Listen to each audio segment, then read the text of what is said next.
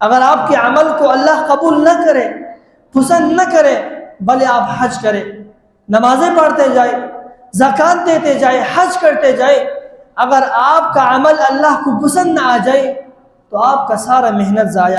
تو اصل مقصد یہ ہے، نیکی کوئی بھی کرے آپ، عمل کوئی بھی کرے آپ، اگر اللہ کو آپ کا عمل پسند نہ آ جائے، سارے لوگ، سارے دنیا آپ کو حاجی کہے، سخی کہے، عالم کہے، مجاہد کہے، لیکن آپ کے عمل کو اللہ پسند نہ کرے تو آپ بتائیں آپ کا عمل قبول ہو جائے گا؟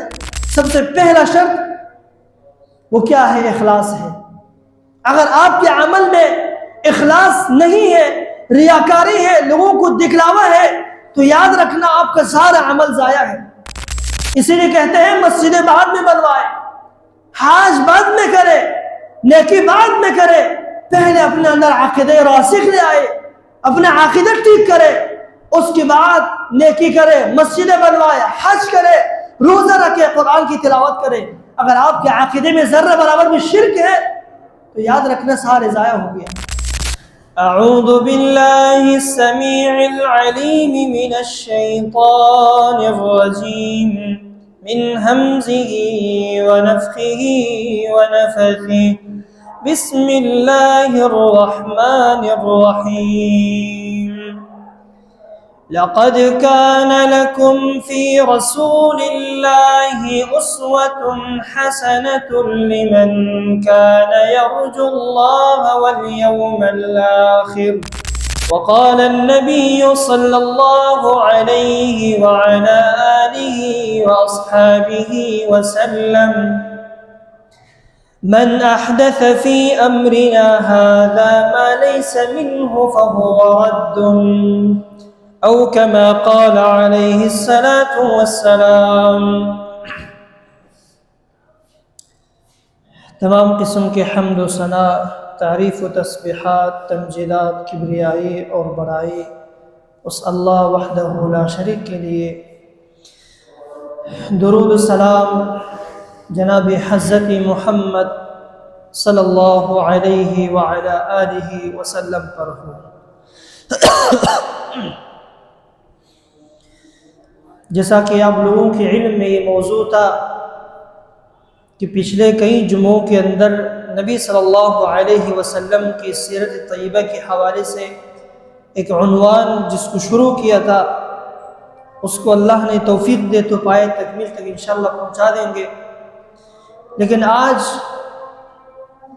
جس عنوان کے بارے میں آپ کے سامنے لب کشائی کروں گا، اللہ رب العالمین سے دعا کرتے کہ اللہ تعالیٰ مجھے حق بات کہنے کے اور اس پر ہم سب کو عمل کرنے کی توفیق عطا فرمائے۔ وہ عنوان یہ ہے اور بہت اہم اور ضروری بھی ہے، وہ کون سے اسباب ہے، وہ کون سے اوصاف ہے، یا وہ کون سے شرائط ہیں کہ جس عمل کے اندر وہ پائی جائے آپ کے عمل قابل قبول ہو جائے گی۔ اگر یہ عمل ان میں سے ایک بھی آپ کے عمل کے اندر موجود نہ ہو تو آپ کے عمل مردود ہوگا، اللہ کے ہاں کوئی قابل قبول نہیں ہوگا۔ اس کے لیے ایک مثال سادہ سے آپ کے سامنے عرض کروں گا۔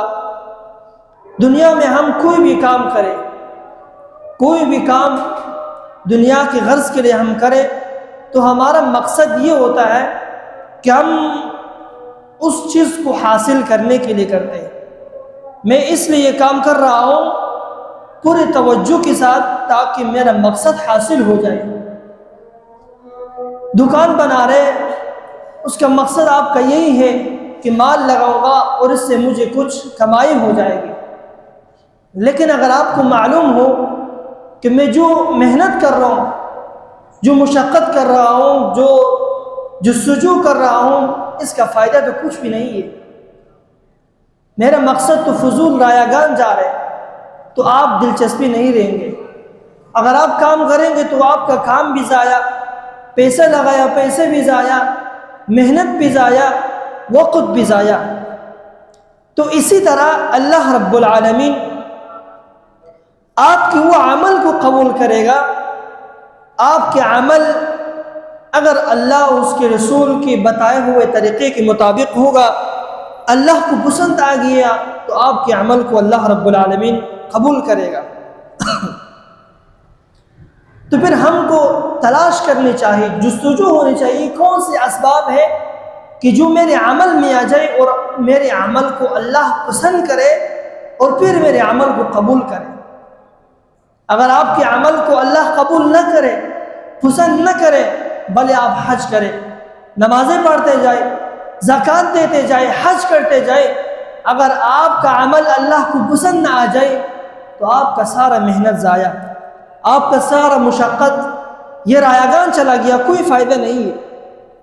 تو اس لیے بنیادی طور پر 4 اسباب ہے جس کو عمل کی معیار، عمل کی قبولیت کا معیار بھی کہا جاتا ہے، کہ اگر ان میں سے ایک بھی آپ کے عمل کے اندر موجود نہ ہو تو آپ کا عمل رایگان چلا گیا، فضول اور برباد ہو گیا۔ بنیادی طور پر 4 عمل ہے کہ جب وہ 4 آپ کی زندگی کے اندر آپ کے عمل میں موجود ہو تو آپ کا عمل اللہ رب العالمین کو پسند آئے گا اور آپ کا عمل قبول ہوگا۔ اگر ان میں سے ایک بھی مفقود ہو تو آپ کا عمل قبول نہیں ہوگا۔ مثال کے طور پر اردو اور ہندی کا ایک مقولہ ہے جو آپ کے ہاں مشہور ہے، سہاگن وہ ہے جسے پیا چاہے۔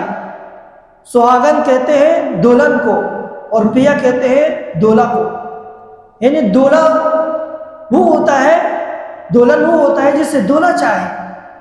اس کے پیچھے ایک لمبا تفصیلی کہانی ہے، خلاصہ آپ کے سامنے ذکر کریں گے، پھر آپ کو موضوع سمجھ آ جائے گی۔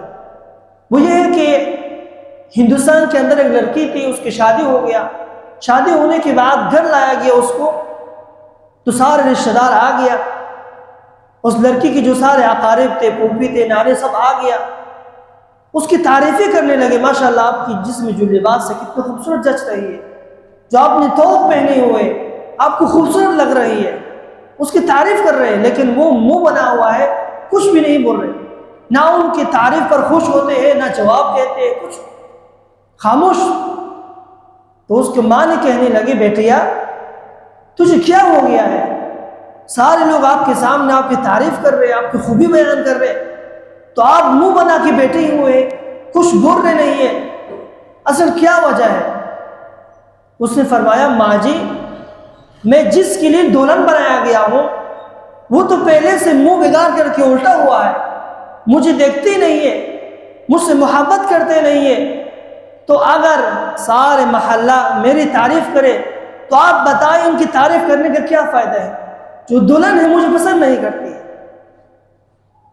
تو پھر اس وقت فرمایا، سہاگن وہ ہوتے جسے پیا چاہے۔ تو اصل مقصد یہ ہے، نیکی کوئی بھی کرے آپ، عمل کوئی بھی کرے آپ، اگر اللہ کو آپ کا عمل پسند نہ آ جائے، سارے لوگ، سارے دنیا آپ کو حاجی کہے، سخی کہے، عالم کہے، مجاہد کہے، لیکن آپ کے عمل کو اللہ پسند نہ کرے تو آپ بتائیں آپ کا عمل قبول ہو جائے گا؟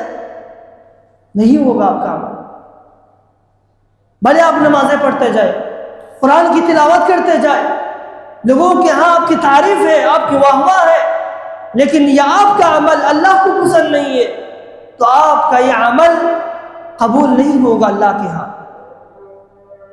اسی لیے 4 چیزیں، 4 اسباب ایسی ہے کہ آپ کے عمل کے اندر پائی جائے تو آپ کا عمل اللہ رب العالمین کو پسند آ جائے گا اور آپ کا عمل اللہ رب العالمین قبول فرمائے گا۔ رب یہ نہیں دیکھتا کہ تم امیر ہے یا کرنے والا امیر ہے یا غریب ہے یا فقیر ہے یا مالدار ہے، کچھ بھی ہے، اللہ تعالیٰ آپ کے عمل کو دیکھتے ہیں، آپ کے دل کو دیکھتے ہیں کہ آپ کے دل میں کیا رجحان ہے، کیا محبت اور تعلق ہے اللہ سے، پھر آپ کا عمل قبول کرے گا۔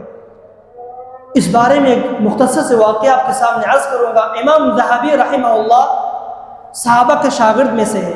امام ذہبی اپنے کتاب میں ذکر کرتے ہیں، محمد بن المنکدر سے ایک واقعہ ذکر کرتے ہیں جو تابعی ہے، تیسرے طبقہ میں سے آتے ہیں، تابعین کے طبقات میں سے۔ وہ کہتے ہیں، محمد بن المنکدر کہتے ہیں، میں سفر کر رہا تھا مدینے کی طرف، تو اس وقت مدینے میں قحط سالی زیادہ ہوا تھا، بارش نہیں ہو رہا تھا۔ کہتے ہیں میں رات ہو گئی، چھوٹے سے مسجد کے اندر میں چلا گیا، وہاں مسجد کے اندر بیٹھ گیا، رات کو تہجد بھی پڑھا۔ بڑا قحط سالی تھا، کوئی بجلی کا لائٹ کی کوئی صورت نہیں تھا، اندھیرا مسجد ہے۔ نماز پڑھ کے تہجد کا تو مسجد کے کونے میں جو کھڑکی تھا اس کی سائڈ میں بیٹھ گیا، جو چاند کی جو روشنی تھے تو مسجد کے اندر اس کھڑکی سے اندر آ رہے تھے۔ میں بیٹھ گیا تھا وہاں پہ، تہجد پڑھ کے ذکر کرتے ہوئے بیٹھ گیا۔ اتنے میں دیکھا کہ ایک شخص آ رہا ہے، ایک شال پہنے ہوئے اور مسجد کے اندر داخل ہو گیا، آ گیا ممبر کے سامنے بیٹھ گیا، تہجد پڑھنے لگے۔ تہجد پڑھنے کے بعد بیٹھ گیا، اپنے ہاتھوں کو بلند کر دیا، دعا کرنے لگے، اور دعا میں یہ کہنے لگے، اس کو پتہ نہیں تھا کہ میں یہاں بیٹھا ہوا ہوں، تو اندھیرا ہے، کسی کو نظر نہیں آ رہا کہ کون ہے مسجد۔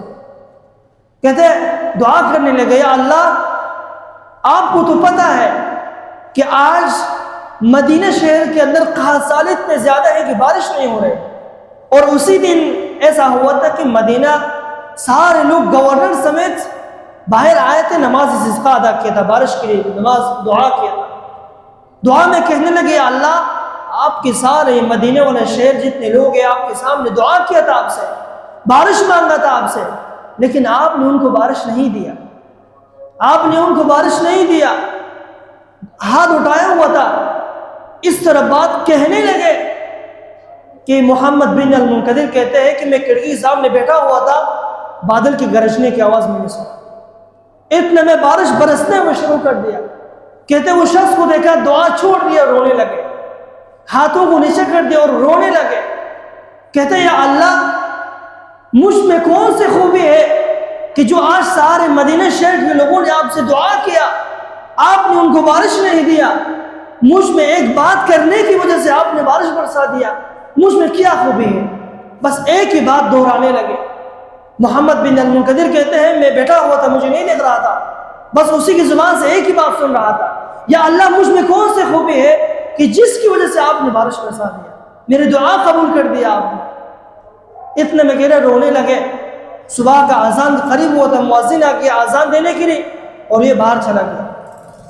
یہ محمد بن المنکدر کہتے ہیں کہ میں پریشان ہو گیا، ہونے تو یہ چاہیے کہ اذان کے بعد مسجد سے کوئی باہر نہ جائے، رات کو تہجد پڑھنے والے اذان ہو گیا باہر چلا گیا، یہ کیسے ممکن ہے؟ تہجد پڑھتے ہیں اور نماز فجر کے لیے بھاگ جاتے۔ کہتے ہیں میں انتظار کرتا رہا، جب اذان ختم ہو گیا لوگ نماز کے لیے آتے رہے، میں نے دیکھا اس آدمی کی شکل کو نہیں دکھا تھا، لیکن صرف نشانی بنایا تھا کہ وہ ایک شال پہنا ہوا ہے، آ جائے کہ دوبارہ اس کو پہچان لوں۔ کہتے دوبارہ آ گیا، نمازیوں کے ساتھ ملتے ہوئے آ گیا بیچ میں نے دیکھا وہ آ گیا، نماز سے فارغ ہو گیا، نماز کے بعد لوگوں کے ساتھ پھر چلا گیا، میں بھی نکل گیا اس کے پیچھے۔ پھر محمد بن المنکدر کہنے لگے میں نے یہاں یہ سوچا کہ رات کو تہجد پڑھ رہا تھا تو اذان ہو گیا، گھر چلا گیا، وجہ یہ تھا میں یہ خیال کیا کہ شاید اس کی نظر میں یہ ہوا کہ لوگ مجھے یہ نہ لگے کہ رات میں تہجد پڑھ رہا تھا، اپنے عمل کو چھپا رہا تھا۔ میں اگر یہاں بیٹھوں گا لوگ آئیں گے دیکھیں گے ہاں رات کو یہ تہجد پڑھ رہا تھا، تو لوگوں کے ذہن میں ایک اشکال آ جائے گا، تو میرا عمل ضائع ہو جائے گا، میں یہ سمجھ رہا تھا اس کے لیے۔ کہتا فجر ہو گیا، چلا گیا، میں بھی اس کے پیچھے نکل گیا اس کی تلاش میں۔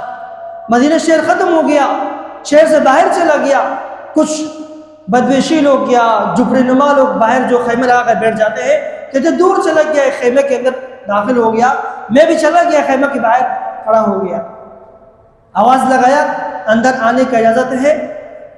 کہنے لگے آ جاؤ، میں اکیلا ہوں، میرے ساتھ کوئی بھی نہیں ہے۔ کہتے میں بھی اندر چلا گیا، بیٹھ گیا، وہ نہ مجھے جانتے میں نہ اس کو جانتا ہوں، بس خاموش بیٹھا ہوا ہے۔ اب وہ سوچ رہے کہ یہ مجھ سے کچھ پوچھے گا، یہ سوچ رہے کہ وہ مجھ سے کچھ پوچھے گا، دونوں خاموش بیٹھے ہوئے۔ کہتے ہیں محمد بن المنکدر میں جانچ پڑتال کیا کہ خیمے کے اندر کیا چیز ہے، اوپر نیچے دیکھا تو میں نے دیکھا کہ یہ پیشہ کے لحاظ سے موچی ہے، یہ جوتا وغیرہ سلائی کرتے ہیں۔ تو اتنے میں کہنے لگے کیا آپ جوتا سلوانے کے لیے آئے ہو؟ کہا نہیں، میں جوتا سلوانے کے لیے نہیں آیا، لیکن میں آپ سے ایک عرض کرنے کے لیے آیا۔ کہا کیا ہے؟ کہا میں آپ سے دوستی کرنے کے لیے آیا ہوں۔ کہا مجھ سے دوستی کرنے کے لیے آیا؟ میرے پاس کچھ بھی نہیں ہے، میں غریب آدمی ہوں، تو کیسے ہم مجھ سے دوستی کریں؟ دوستی ایسے آدمی سے کرو جو تو سے پیشہ کے لحاظ سے اچھا ہو تو اس سے کرو. کہا نہیں. آج میں نے آپ کو رات کو دیکھا تھا مسجد کے اندر، سارے شہر مدینہ والا دعا کیا تھا، اس کی وجہ سے دعا نہیں، بارش نہیں ہوا، لیکن آپ کے اندر کیا خوبی ہے جو آپ نے رات کو ایک ہی دعا کیا، اللہ نے آسمان سے بارش برسایا. کہا نہیں میں وہ نہیں ہوں، آپ کسی اور کو دیکھا ہوگا، میں تو وہ نہیں ہوں، میں تو بس گزارا کرتا ہوں، بس اللہ کا شکر ہے جو عبادت اللہ نے میسر کی وہی پڑھتا ہوں، باقی میں اتنے عبادت گزار نہیں ہوں. کہا نہیں، آپ ہی ہو، رات سے آپ کو تلاش کر رہا ہوں، لیکن میں آپ سے دوسرے کرنے چاہتا. کہا میں نہیں ہوں، اپنے عمل کو چھپا رہا تھا کہ پتہ نہ چلے لوگوں کو. اتنے میں کہتے میں چلا گیا محمد بن خضر، پھر مسجد میں آ گیا، عصر کا نماز ہو گیا، مغرب ہو گیا، عشاء ہو گیا، وہ نہیں آیا. رات کو تہجد میں بھی نہیں آیا، فجر میں بھی نہیں آیا. کہتے ہیں پریشان ہو گیا، کیوں نہیں آیا؟ چلتا ہوں، اگر بیمار ہوا تو اس کی عادت کے لیے تو ثواب ملے گا، پوچھ حال کر کے آ جاؤں گا. کہ فجر کے بعد چلا گیا، دیکھا وہ خیمہ ہی ہے نہیں وہاں پہ. اتنے میں ایک بڑی عورت وہاں بیٹھی ہوئی تھی، ان سے پوچھا دوسرے خیمے سے، کہا یہ شخص کہاں گیا؟ کہا کل آپ اس کے پاس آیا تھا. کہا جی. کہا آپ نے اس کو کیا کہا تھا؟ کہا میں کچھ بھی نہیں کہا تھا.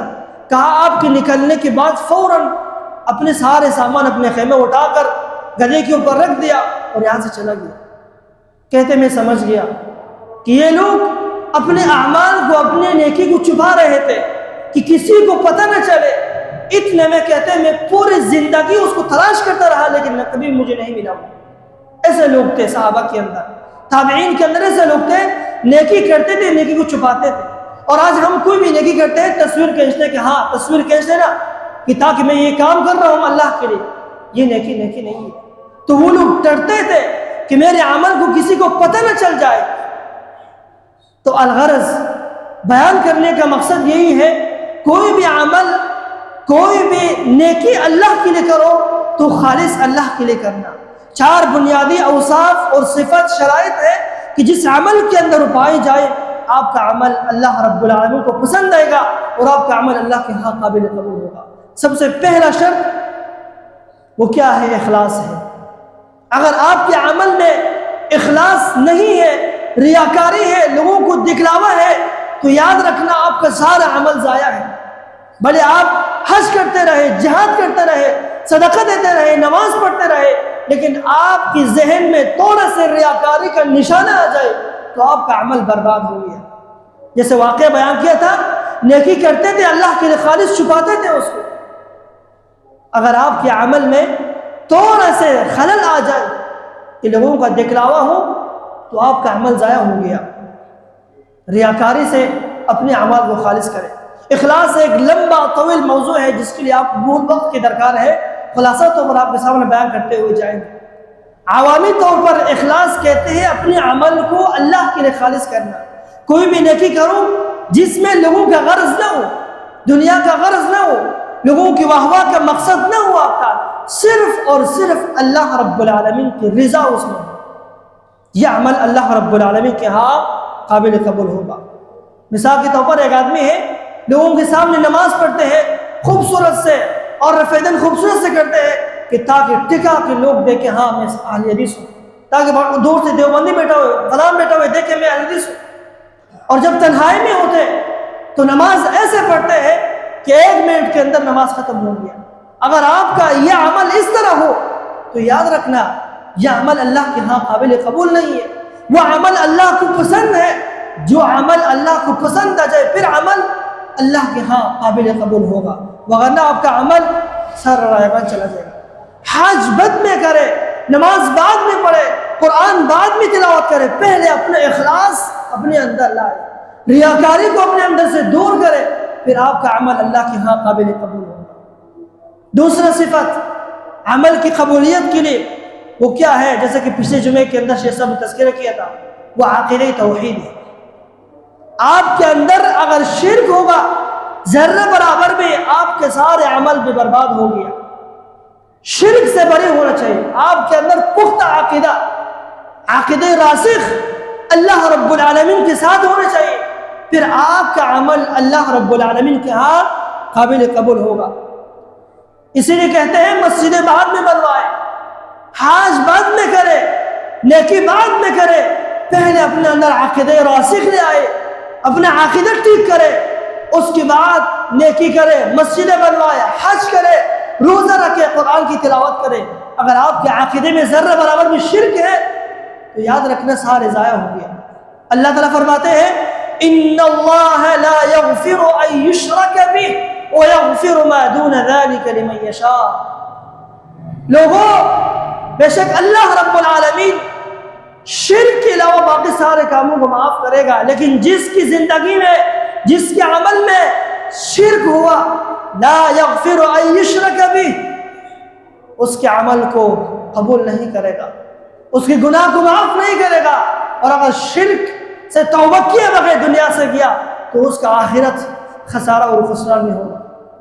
اللہ رب العالمین فرماتے ہیں من یشرک باللہ فقد حرم اللہ علیہ الجنہ، جو اللہ کے ساتھ شرک قرار دے گا اللہ اس پر جنت کو حرام قرار دے گا اور جہنم اس کے لیے واجب ہو جائے گا۔ شرک ہم سمجھتے ہیں معمولی ہے، شرک ایسا خطرناک گناہ ہے کہ جس انسان کے اندر آ جائے اس کے پہاڑ جیسے نیکی ہو سارے ضائع ہو گیا، سارے برباد ہو گیا۔ لیکن آپ کا نام کوئی بھی ہو، کسی سے بھی تعلق رکھتا ہو، اگر آپ کے اندر شرک ہو تو آپ کا عمل ضائع ہو گیا۔ اسی لیے کہتا ہوں نام پر نجات نہیں ہوگا کہ تم فلان جماعت سے تعلق رکھتے ہیں، فلان جماعت سے تعلق رکھتے ہیں۔ نجات کس میں ہے؟ عقیدہ توحید میں ہے۔ کس جماعت سے تعلق رکھتے ہو؟ اگر آپ کے اندر یہ 4 صفات ہیں جو بیان کر دیا ہے، شرک سے پاک اور اخلاص ہے، تو یقیناً آپ کا عمل اللہ کے ہاں قابل قبول ہے۔ اس لیے رب العالمین دنیا کا بھی بادشاہ ہے اور آخرت کے بھی بادشاہ ہے۔ اگر دنیا سے ہم کہتے ہیں کراچی سے میں بھاگ جاؤں گا، پشاور جاؤں گا، پشاور سے بھاگ جاؤں گا، کہیں اور جاؤں گا، اگر دنیا میں نہیں پکڑا، مر گیا، قیامت کو ضرور اللہ تعالیٰ پکڑے گا۔ اللہ کی آج سے کیسے بچ سکتے ہیں ہم؟ اس لیے اپنا عقیدہ راسخ اور خالص کر دیجیے گا۔ اس لیے اللہ رب العالمین 2 مہلت اور 2 ڈیل دیتے ہیں لوگوں کو۔ کافر کو اس لیے ڈیل دیتے ہیں گناہ کرتا جا، گناہ کرو، پھر اس کو ایک دم پکڑے گا اور عذاب دے گا، لوگ پھر یہ کہے گا کہ عذاب کی لائق تھا، اچھا ہوا اس کے ساتھ۔ لیکن مسلمان کو اللہ ڈیل دیتے کہ ہو سکتی توبہ کرے، ہو سکتے گناہوں سے رجوع کرے، ہو سکتے اللہ کے سامنے سجدہ ریز ہو جائے۔ یہ مسلمان کو، مومن کو اللہ ڈیل اس لیے دیتے ہیں، لیکن ہم غفلت میں پڑا ہوا ہے۔ اقترب للناس حسابهم وهم في غفلة معرضون، لوگوں کا حساب قیامت قریب آ چکا ہے، لوگ غفلت میں ہیں، لوگوں کو قیامت یاد نہیں ہے، موت یاد نہیں ہے۔ جس آدمی کو موت کا پتہ ہو کہ میرا موت آج ہی آ جائے گا تو دیکھنا اس لمحے کو بھی ضائع نہیں کرے گا۔ اس لیے اپنے اندر عقیدہ راسخ توحید لائے اور شرک سے، کفر سے اپنے آپ کو دور کرے۔ اللہ رب العالمین نے یہ چیلنج دیا ہے سارے دنیا کے لوگوں کو، سارے دنیا کے مفتیوں کو، کیا ہے؟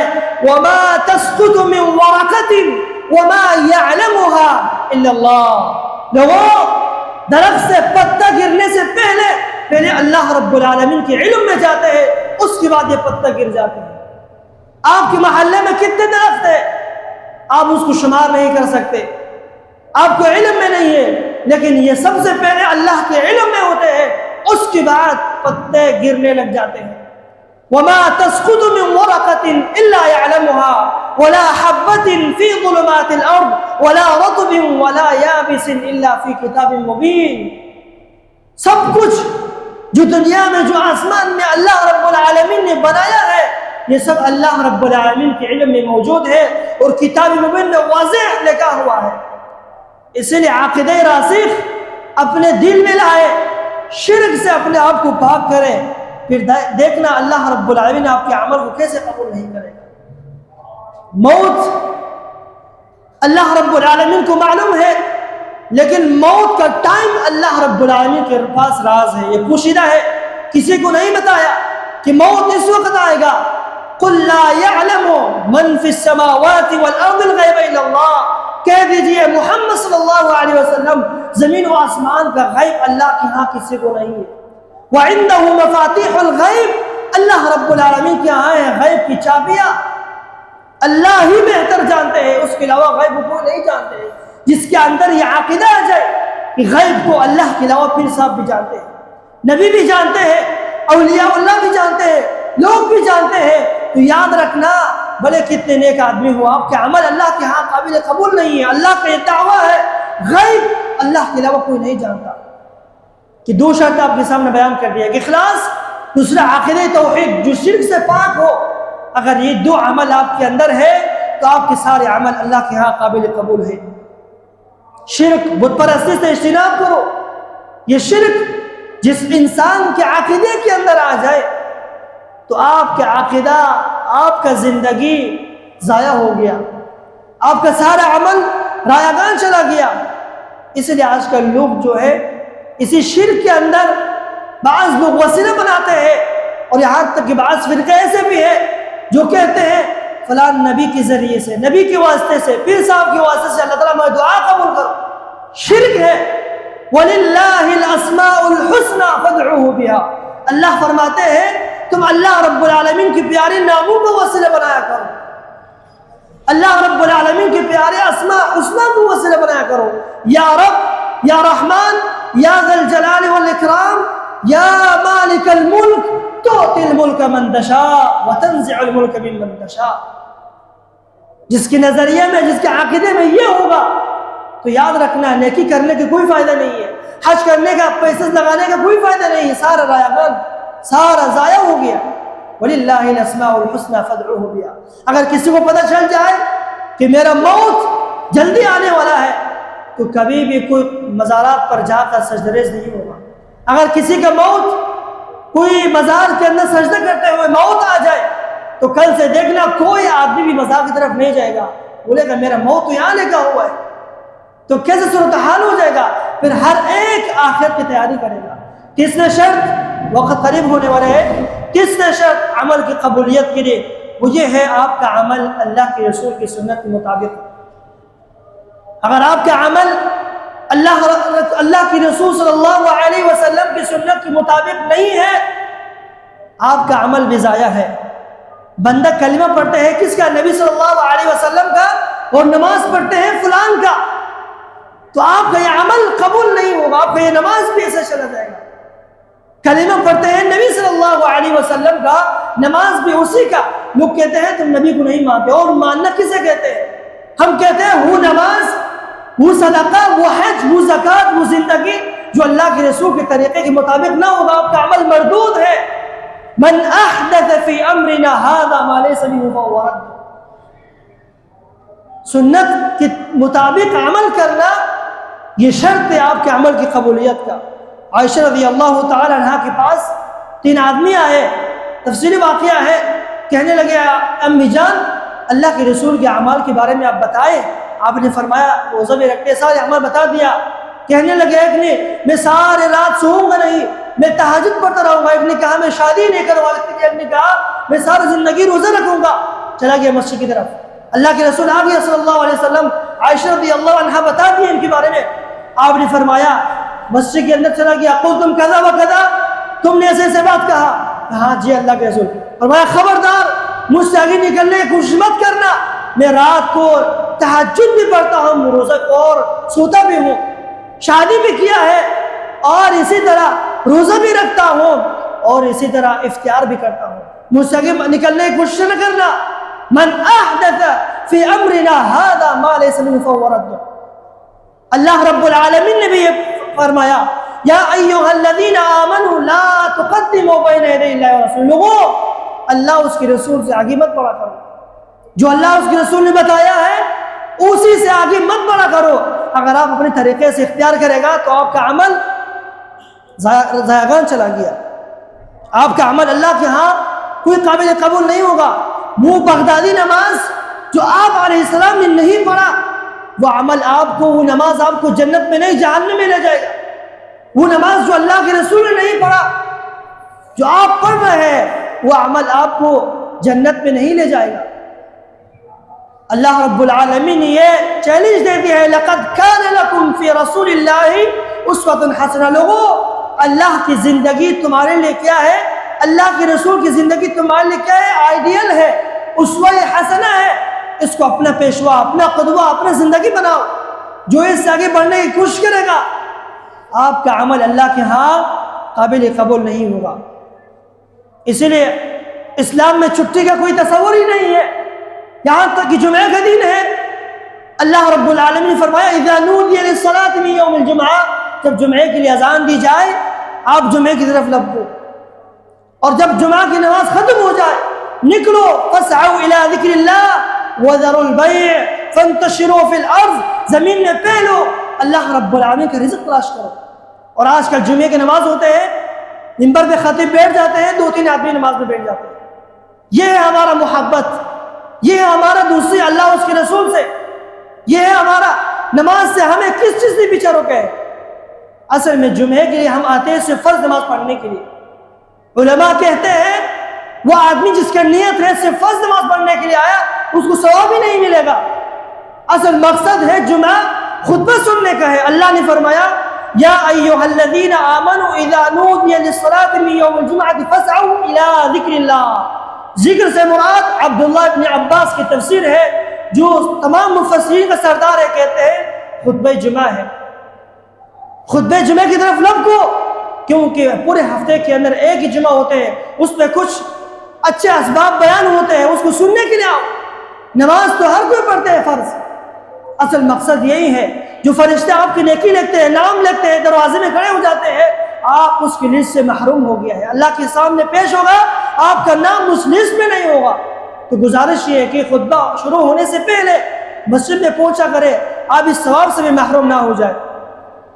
تو اس لیے اللہ رب العالمین نے فرمایا کہ جمعے کے دن کا بھی تصور چھٹی میں نہیں ہے، بلکہ آج کل ہم نے یہ جو معاشر بنا دیا ہے کہ اس دن چھٹی کا ہے، اس دن نہیں ہے۔ تو عمل کی قبولیت کے لیے 3 اسباب آپ کے سامنے بیان فرمایا۔ سب سے پہلے کیا ہے؟ آپ کے عمل کے اندر اخلاص ہو، اور دوسرا عقیدہ توحید ہو، اور تیسرا آپ کے عمل میں کیا ہو؟ شرک نہ ہو، عقیدہ توحید ہو، اور تیسرا سنت کے مطابق عمل ہوگا، تو آپ کا عمل اللہ رب العالمین کے ہاں قابل قبول ہوگا۔ اللہ کے رسول صلی اللہ علیہ وسلم نے فاطمہ رضی اللہ عنہا جو بنت رسول اللہ صلی اللہ علیہ وسلم ہے، آپ نے فرمایا فاطمہ قیامت کے دن ہوگا میں آپ کا کسی کام نہیں ہوں گا، اور قیامت کے دن کوئی حسب نسب کام نہیں آئے گا آپ کا۔ فرمایا اعملی اعملی اعملی یا فاطمہ، اے فاطمہ عمل کیجیے عمل کیجیے، قیامت کے دن میں آپ کو کام نہیں آؤں گا، صرف آپ اپنے عمل کے ذریعے سے کامیاب ہو جاؤ گے، میں کسی کام نہیں آؤں گا آپ کا۔ لا اغنی عنک من اللہ شیئا، قیامت کا دن ہوگا، اس دن میں اللہ کے سوا میں آپ کو کچھ نہیں کر سکتا، آپ اپنے عمل کے ذریعے سے آپ کامیاب ہو سکتے ہیں۔ عائشہ رضی اللہ عنہ فرمایا اللہ کے رسول بکیت النار ذکرت النار فبکیت، اللہ کے رسول میں نے آپ کو یاد کیا رونے لگے، میں نے جب قیامت کا تذکرہ اپنے سامنے کیا ہے میرے آنکھوں سے آنسو بہ رہے ہیں۔ فرمایا اللہ کے رسول کیا قیامت کے دن آپ ہمیں یاد کریں گے؟ هل تذکرون اہلیکم یوم القیامہ، کیا قیامت کے دن آپ اپنے اہل خاندان کو یاد کریں گے؟ آپ نے فرمایا سن لو عائشہ، قیامت کے دن 3 ایسے مراحل ہوں گے جس میں ہر ایک آدمی اپنے خاندان کو بھول جائے گا، یہاں تک کہ میں محمد صلی اللہ علیہ وسلم اپنے خاندان کو بھول جاؤں گا۔ ایسا منظر ہوگا قیامت کا دن، کوئی کسی کا کام نہیں آئے گا، ہر کوئی اپنے عمل اور اپنے کیے کرائے کے حساب سے اللہ کے سامنے پیش ہوگا، اللہ خود ہی قاضی ہوگا، خود ہی فیصلہ کرنے والا ہوگا، اور اس وقت کامیاب و کامرانی کس چیز میں ہے؟ نیک اعمال میں ہے۔ اللہ رب العالمین سے دعا ہے اللہ تعالیٰ ہم سب کو عمل کرنے کی توفیق عطا فرمائے۔ وأقول قولي هذا واستغفر الله لي ولكم ولسائر المسلمين۔